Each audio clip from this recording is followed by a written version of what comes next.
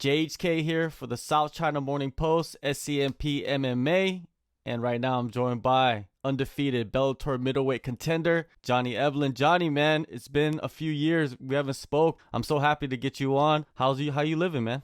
Living well, man. Got my shit together and life isn't bad. I can't complain. Even through this whole pandemic, even through the surgeries, seem to get my footing and really bounce back from things and end up better on the other side. You go from Soldier Boy to Korean Carnelo. Like, where did that shift happen? I didn't even notice that. No, I change my nickname every fight. It's funny because I got a lot of nicknames. Like you know how those rappers go like AKA this, AKA that. I feel like that's what that's the stage I'm at right now. Okay. Nothing's really sticking. This next fight I'm gonna come out as Johnny Diamond Hands. Okay. I just recently got into crypto. I kind of dove in headfirst into that, and I really like the whole, like, you know, not having paper hands, not selling at a loss. You buy and you hold and you have diamond hands. And I was like, that kind of translates to fighting a little bit too, because, you know, having hard hands. So I don't know. I kind of got that nickname. I joined this Discord. Shout out L40 Discord. Yeah, I got on there and that ended up being my nickname. I'm also called the Meme Bandit because I steal memes and I'll post them on my Instagram. I'll take memes from the Discord and post them in my Instagram like they're mine, but they're not. So, you know, it's just, it's kind of like a running joke. It's kind of my thing right now. Just, for sure. And then eventually I'm sure a name will stick that I can't get away from. So, you know, with the crypto, man, you know, a lot of fighters are getting into it. Is this something that you could kind of occupy your free time with and actually benefit from? I think so, because you can take whatever wealth you have and multiply that shit if you do it correctly. And really, it's just another store of value. Instead of my money sitting in the bank doing nothing, I'm putting risk on it for sure by investing in a crypto. But I do my due diligence, I do my research, and it's the main reason why I joined a Discord. I paid to be on it, and yeah, I think it's good because I get a big sum of money after I fight, and then it's like I don't get paid. I mean, I have sponsorships that pay me monthly, but it's nothing crazy yet. But oh yeah, shout out Supply. I got them on a shirt right here. They hook it up. But yeah, when you get a big sum of money and you just throw it in the bank and it's not doing anything for you, I'm just like, I don't. It just doesn't make sense to me. And then like the stock market isn't volatile enough. Crypto is, so you have to stomach 30% corrections. So that's kind of where it gets scary, but it's like, I'm kind of getting the hang of it. And right now we're in the middle of a bull market. So things are looking nice. Just got to make sure I scale correctly. So I got a whole thing going for that. So good to hear, man. I know a lot of the guys at American Top Team are into that. You know what I mean? I know a few guys that I've talked to in the past. Who else? Hassan, he was into that. Oh yeah, Hyder's super into it. He hasn't been around though. I haven't seen him for a while. Yeah, it's kind of. I feel like guys are into it because it's just it's definitely another thing that you can generate income from. So it's passive too. You don't really have to do too much. Yeah, man, keep doing it, man, and next you know I'll be talking to you, and you won't even be fighting anymore. You just be rich on a boat or something. I don't know. Yeah, I'm just rich on a boat. That's the dream, right? Yacht. Yeah, that'd be dope. That'd be kind of cool. All right, now before you return, man, in October 2020, you know you went through knee surgery, you went through rehab, the pandemic was going on. Take me back to that whole ordeal and sitting on the sidelines. Well, I had to really take a step back and figure my shit out, figure out why I got into the position I got into with my whole knee problem. Really, with my whole body, I had a lot of aches and pains even before I messed my knee up. Wasn't living completely right. I had direction, but you know, I'm an adult. No one can really tell me what to do. But ended up really diving into functional patterns. And my boy Nadi, the CEO of Functional Patterns, really took me in and helped guide me through this injury. And I didn't do any traditional rehab or anything. I just stuck with this FP protocol this guy gave me, and I'm at where I'm at right now, and I'm getting better every day. So Yeah, shout out to Functional Patterns and Naughty. I'm constantly working with this guy. He works with Kyle Dake as well. You can look into it. Also, they have a bunch of practitioners all over the world that get results, like people that have cerebral palsy that can't walk well or don't have really good muscle coordination. They get them to have results. People with scoliosis, all types of problems. If you're a human, it works for you. So, yeah, it's been a pretty crazy adventure. So it was kind of cool though that whole thing happened during the pandemic, because really no one was expecting me to do anything. So, and I had some money in my savings I could live off of for a little bit. Also, like the stimulus package, which wasn't really anything, but whatever, free money. But yeah, ended up going out to Hawaii a couple times at the headquarters of FP, and yeah, really just sorted out my problems. And every day I'm just chipping away and getting better. Going through, physical struggles, it can affect you mentally. How were you? What was the mentality when you headed into that Taylor Johnson fight? Wow, what was my mentality? I'm trying to think. That was a while back. Really, just to show that I'm still here and I still got it. Like even after the injuries, and that I'm honestly better after it.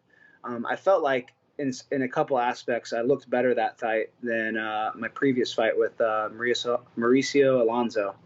I just showed my grit in that fight again. Man, I hate saying that, but I showed my grit in the fight with Mauricio. I definitely showed my grit in the fight with Taylor. That dude's a little bit more dangerous, I think. And yeah, I think I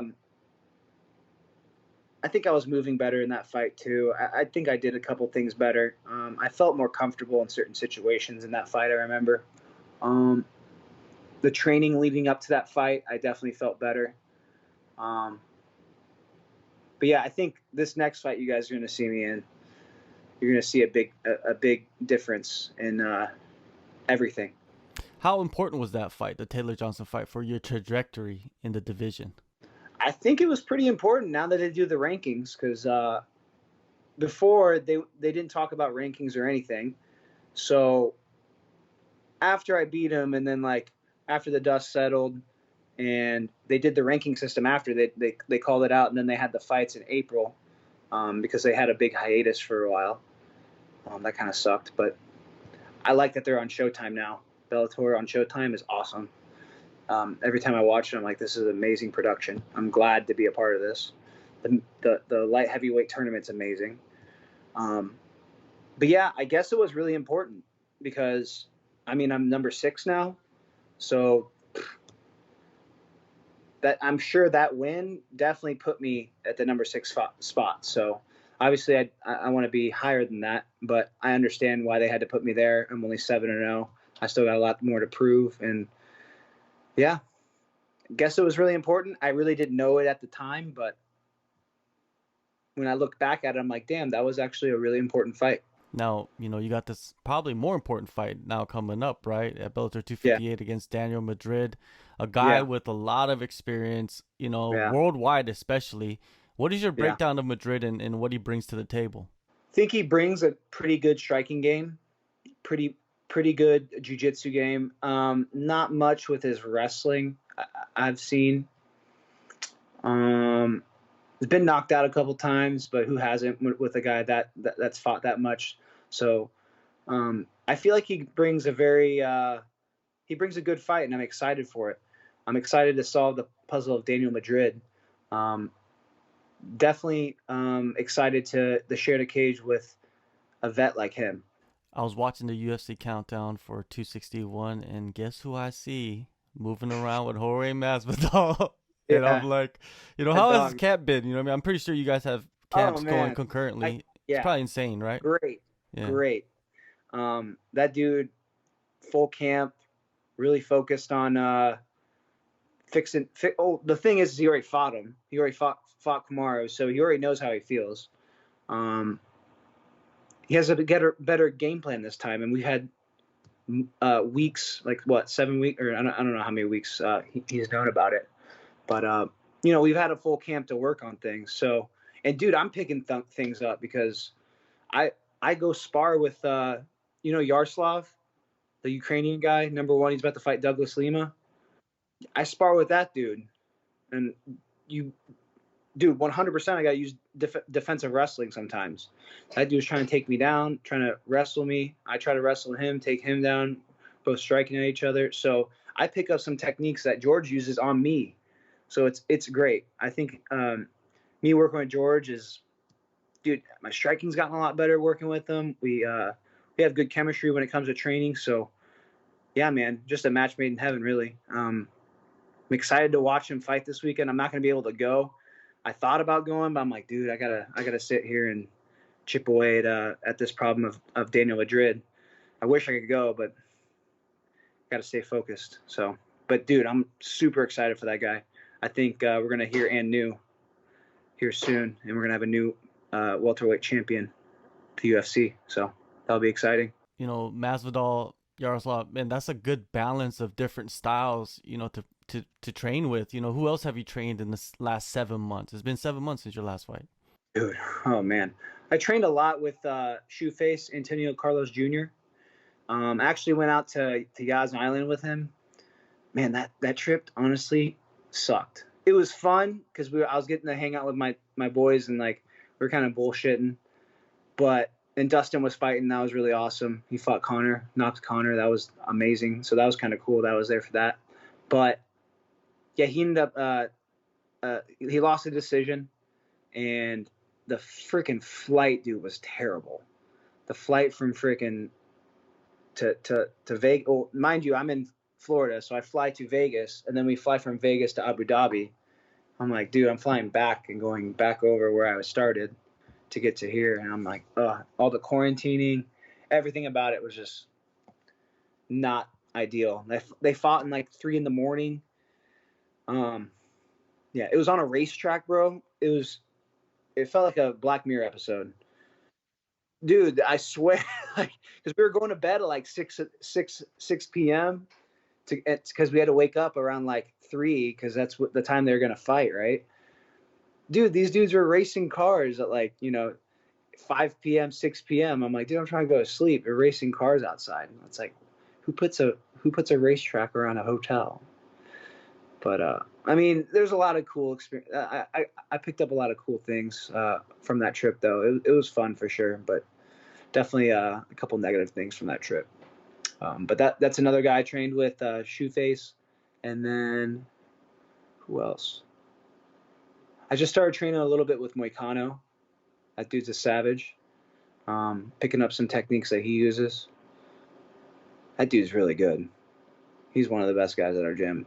It just sucks that his fights don't show it sometimes, His striking is just good enough to get him in trouble.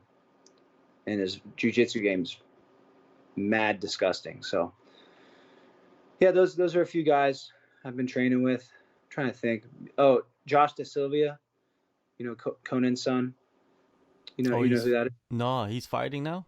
Yeah. I didn't know He's that. 3-0, 2-0, something like that. Wow. He's fighting in like 10 days. Okay. LFA. Okay. He's actually into crypto too. He's one of my dogs. I work with him a little bit too. He's a good guy. Really excited for him. I think he's fighting at 205 LFA. But yeah, I'm sure I've trained with a lot of people, but recently, since George had his camp, I've been training with him the most. But now he's gone, so I've been able to train a little bit with Yaroslav. And then before Shoeface is actually about to fight too, PFL. I think Tom Lawler. Yeah. I don't know if they called that, so, but he told me. No, I don't know. I interviewed Tom Lawler already. Oh, okay. But yeah, so he's gone. George is gone. So now I'm training with Yaroslav. Yeah, man. Great camp. Great gym. Mm-hmm. Think about it. I think it's one of the best gyms in the world.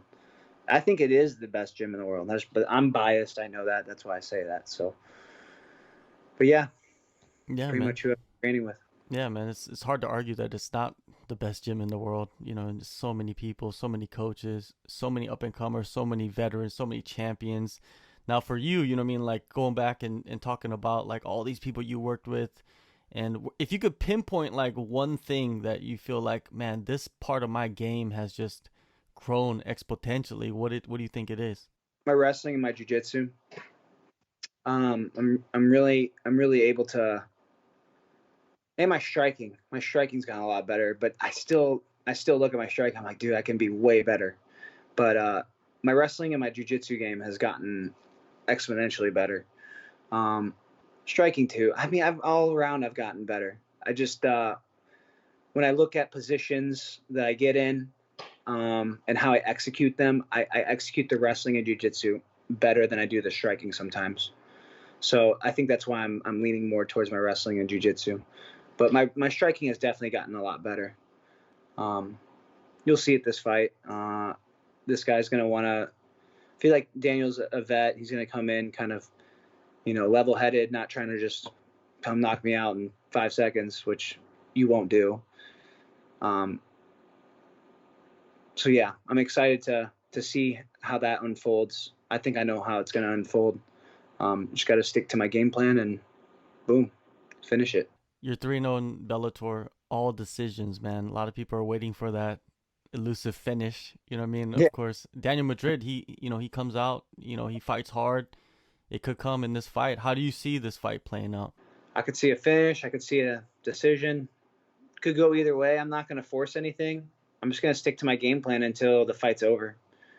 And yeah, I have a very, very, very nice game plan for this guy, and I can't wait to unfold it in front of a bunch of fans, and they're just going to be like, dude, that guy's next level. That guy's good. That's what I want to show in this fight. Like, oh damn, Johnny's gotten better in all facets of his fighting. He is definitely next level. He's definitely that number 6 guy or above. I hope they think I'm above that, but I'm at number 6, so whatever.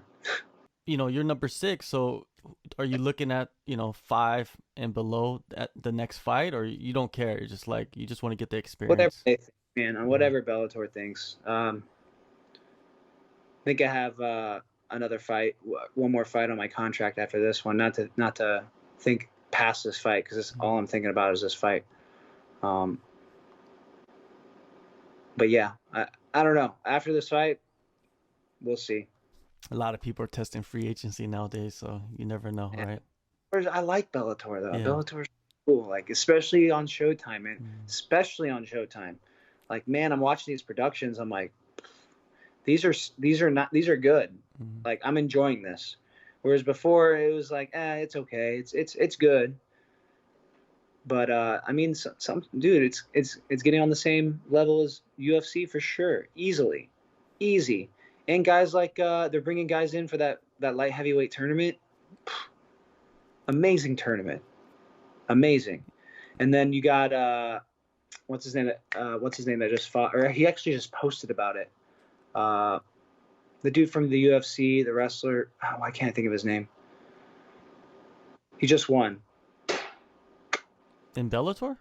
Yeah, in Bellator. He won in the light heavyweight tournament. Oh, Corey Anderson. Yeah. It just popped in my head as you said it. Yeah, he's saying that he's making way more money with Bellator. I'm like, good for you, man. You made the right decision. Awesome. It's great. So, I mean, I think Bellator's taking care of me right now. But yeah, I guess a lot of guys like to test free agency. I kind of like Bellator. I don't know. I kind of found a home with them, and hopefully we can keep it going. If not, then maybe I'll have to go test free agency. So, but hope that's not the case. Yeah, man. A lot of people are starting to figure out, like, it's not about titles really. It's about money, because when you hang them up, those titles, sometimes they don't do anything for you, right? It's just something that you can carry around. It seems that way. You know what I mean? You seen Dustin, man. He's like, he had the title shot, but he's like, nah, I need to go. Dude, that was like, but let's be real though. Khabib really retired a while back. Mm-hmm. Dustin's a champion. Come on. Yeah. That was a championship fight in my eyes. Dustin's a champion. You give him a belt for that fight. But I mean, the UFC is going to do what they do, but yeah. I just wish like the belts came with the right pay, but it's just not the case with MMA, I guess. Exactly. It isn't. But there's room to grow, man. This sport, like you said, there's so many options now. You know, Bellator's doing great. They're on Showtime. They're paying their guys a lot of money, and that's what matters the most. And you, man, you step back in there May 7th, Bellator 258, Showtime. Get your opportunity. Get that, Mm-hmm. you know, rise up the ranks and get that. I'm still prelims, but that's okay. It's I all wish. good, man. Yeah, I gotta get on that main card money. You know. For sure, for sure. We're Well, actually Showtime. I'm not on YouTube. I'm on Showtime actually. So, but that will come. That will come. yeah, as you get more fights, man, it comes, man. You're only 7 fights deep, so at 7 fights deep, rank number 6, that's pretty good in your career. Yeah. It's decent. It's Yeah. decent. And the middleweight division in Bellator is pretty. It's pretty deep, I think. Mhm. Especially with Ed Ruth moving up, he makes that a little thicker. I don't know if he's staying or if he's going back down.